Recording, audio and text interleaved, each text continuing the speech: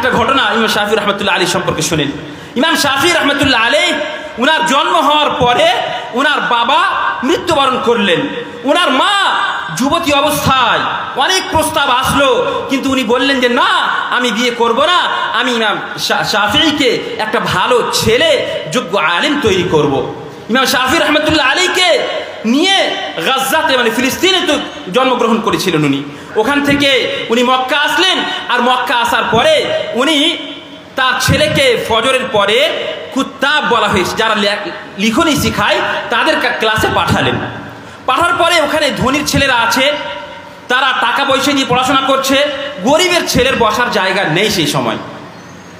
সেখানে ওনাকে ভাগিয়ে দেওয়া হলো, ইমাম শাফি রহমতুল্লাহ আলীকে ভাগিয়ে দেওয়া হলো। রিওয়ায়াতে বলা হয় ইয়াজহাসু বিল বুকা, রাজা ইয়াজহাসু বিল বুকা, মানে এত জোরে জোরে কাঁদতে কাঁদতে উনি বাড়ি আসলেন যে ওনার আওয়াজ শ্বাস ফুলছিল ক্রন্দনের কারণে। কেন? যে ওনাকে শিক্ষকের দার্সে বসতে দেওয়ার অনুমতি হয়নি। উনার মা দেখেন, উনার মা কি বললেন যে তোমাকে বেটা, তোমাকে কাঁদার প্রয়োজন নেই, একটা বুদ্ধি বের করছি আমরা। কি বুদ্ধি?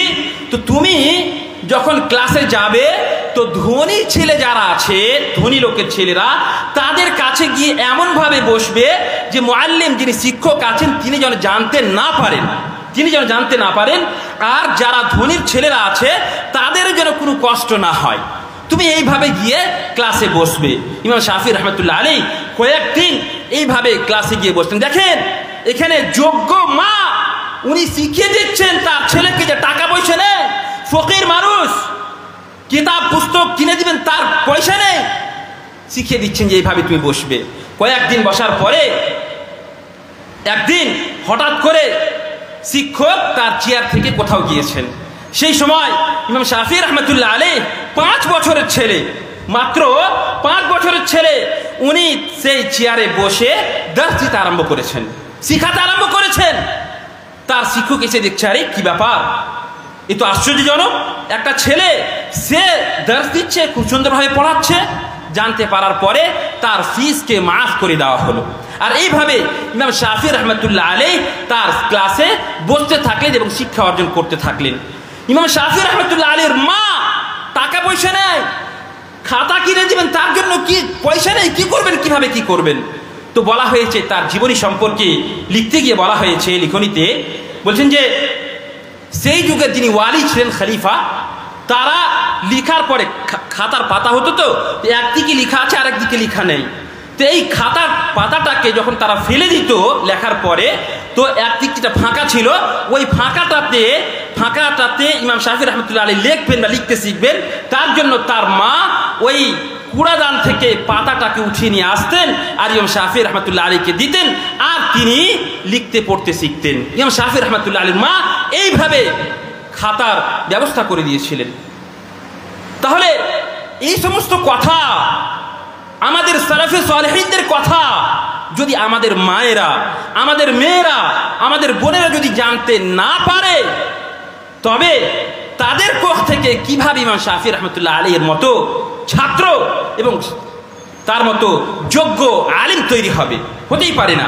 ইমাম শাফি রহমতুল্লাহ আলী সম্পর্কে এত উনার জ্ঞান ছিল, বলা হয়েছে যে উনি যখন বই পড়তেন তো এত বেশি আল্লাহ রাব্বুল আলামিন ওনাকে জ্ঞান দিয়েছিলেন, বা এত বেশি উনার ব্রেন ছিল যে একটা পাতা যখন পড়তেন তার একটা পাতায় হাত দিয়ে দিতেন যেন সেটা যেন আগে মুখস্থ না হয়ে যায়।